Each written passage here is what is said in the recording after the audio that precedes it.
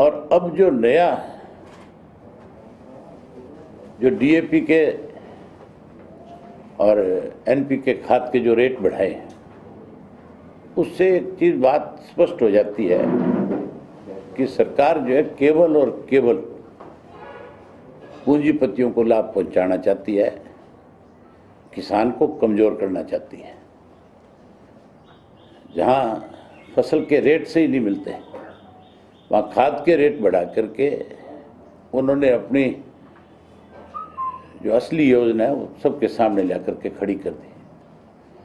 इसके लिए Indian national Lokdal party ने फैसला किया है कि हम 12 तारीख को बैसाखी के पहले दिन पूरे प्रदेश भर के हर डिस्ट्रिक्ट हेडक्वार्टर के ऊपर इस बढ़ी हुई खाद की कीमत को लेकर के, कृषि के 3 काले कानून वापस ले उसको लेकर के, और गेहूं की खरीद जो है किसान की उसको सुचारू किया जाए, बजाय नए नए प्रयोग करने के, नए नए तरीके अपनाने के।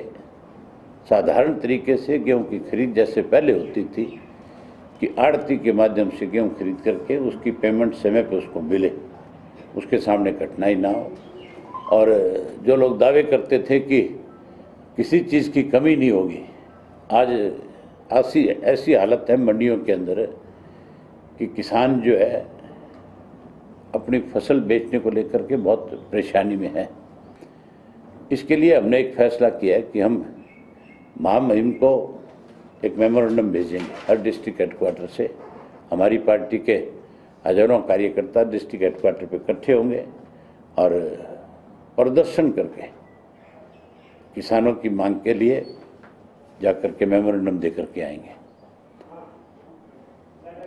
जहां मेमोरेंडम देंगे वहाँ सरकार को चेतावनी भी देंगे कि या तो इन सब चीज़ों को सुचारू करो, अदरवाइज हम मंडियों के ताले भी लगाएंगे। मुख्यमंत्री तो जितने भी घोटाले हुए हैं उन सब में शामिल है। अगर मुख्यमंत्री शामिल नहीं है घोटालों में तो मुख्यमंत्री के पास जांच रिपोर्ट पहुंची हुई है, मुख्यमंत्री उनको सार्वजनिक क्यों नहीं करता? मुख्यमंत्री को अगर वो कहता है कि मैं भ्रष्टाचार से कोसों दूर हूँ, तो फिर वो रिपोर्ट सार्वजनिक करने में दिक्कत क्या है? एक नया मामला है, फ्लिपकार्ट नाम की कंपनी है यूएसए की, जिसको अभी इन्होंने 140 एकड़ जमीन अलॉट करी है।